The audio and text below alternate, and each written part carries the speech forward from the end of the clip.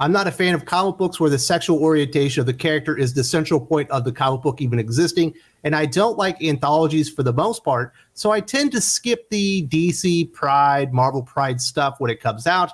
But every once in a while, there's a story so bad, so offensive that it needs to be covered right here on the channel. This year, it's Marvel Voices Pride #1. We had the introduction of a handful of new trans characters within the Marvel Comics universe. Not surprising on that front. I find a lot of the representation within the story I'm about to cover to be, quite frankly, kind of demeaning to trans people. If I was a trans person and I was excited and I went out and got Marvel Voices Pride #1 and I read this story from Grace Freud, I would be upset.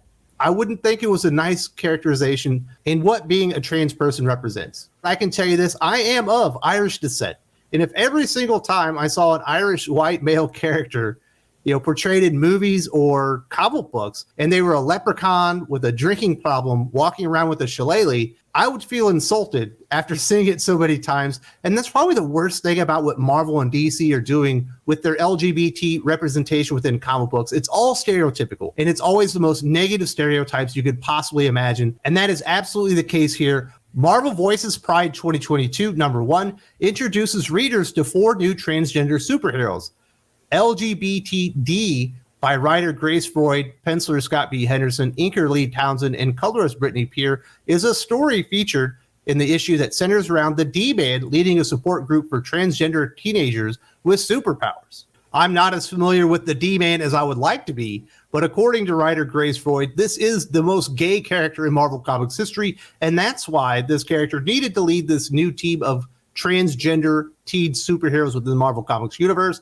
But this story is filled with so many negative stereotypes about trans people. I feel bad for people that were looking forward to this. We're excited they were going to be meeting 4 new transgender heroes within the Marvel Comics universe. Just within this story, obviously, we have another X-Men character as well in another story. But this stuff is just awful. Let's get into it. The story introduces readers to 4 new trans characters, all of whom are equipped with their own unique set of skills.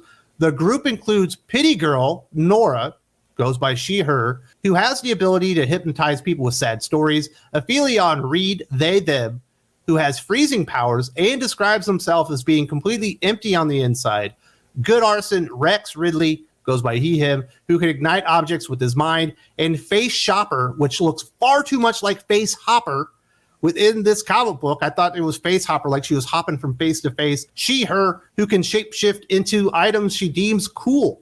And every one of these characters represents a stereotype about trans people. Obviously, Pity Girl, whose story is so sad she can just put people to sleep, is very negative in my opinion. Aphelion, the character that's completely devoid on the inside. There's nothing there and they can freeze people. That is not the way I would want to be represented if I was a trans person. You have Good Arson, who obviously is flaming, because you got to get some of those gay jokes in there. And then you have Face Shopper, who basically changes who they are as a trans character. Obviously, that one is quite on the nose.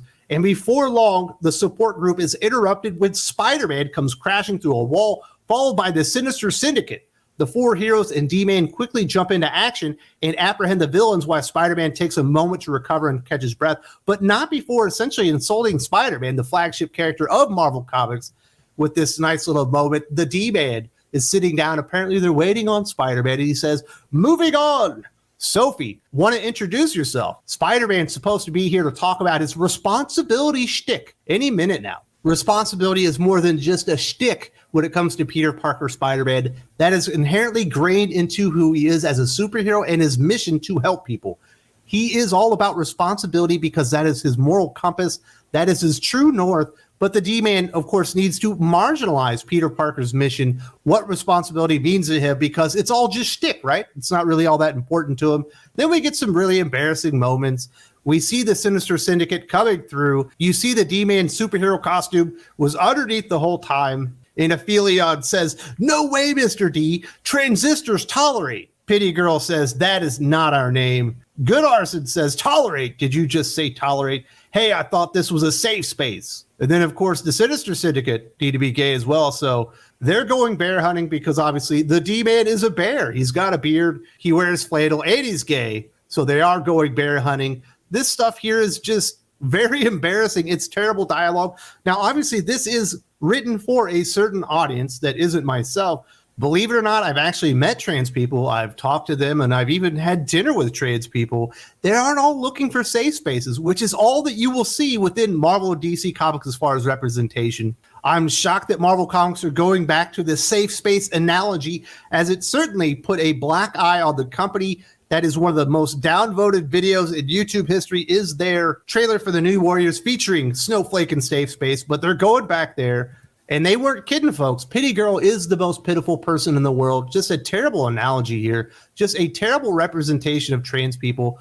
She is so sad that every time she tells one of her stories about her grandma, she literally puts everybody into a coma. And yes, there are Debbie Downers all over the world. There's straight Debbie Downers, gay Debbie Downers. I'm sure there are lots of trans Debbie Downers. But if I was coming in to this story and I was a trans person, I was excited for Marvel Voices Pride #1. And this is what the Marvel Comics editorial staff had to say about trans people, I would be upset. I would not be happy about this, that I'm so miserable. All my stories are terrible and they absolutely put people into comas. But that is this character's superhero. Just downright mean stuff if you think about it. And of course, we do have to end on a massive gay joke. A lot of people give Good Arson some crap about the quality of the superhero name throughout the title. At the end, Spider-Man finally is sitting down there. He says, sorry about those losers. Sometimes when I'm swinging around, villains just follow me. Well, a lot of the time. Thanks to you and your friends for cleaning up my mess. Good Arson says, Spidey, I wanted to ask you, Mr. D-Man doesn't think my superhero name is cool, but Good Arson is a sick name, right?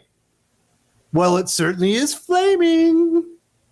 If Marvel Comics and DC Comics are going to insist on continuing to make these anthologies, sure, should some of it be funny in nature? Yeah, I would say so. You can have funny stories in there. You can have serious stories in there, but I don't think you should really be demeaning the customers that you're trying to attract in. And I do find this comic book, for the most part, to be demeaning. If you're a viewer and you're a trans person or a member of the LGBTQ community, I definitely want to hear from you guys. What did you think about the way that Marvel and DC handled their Pride anthologies this year?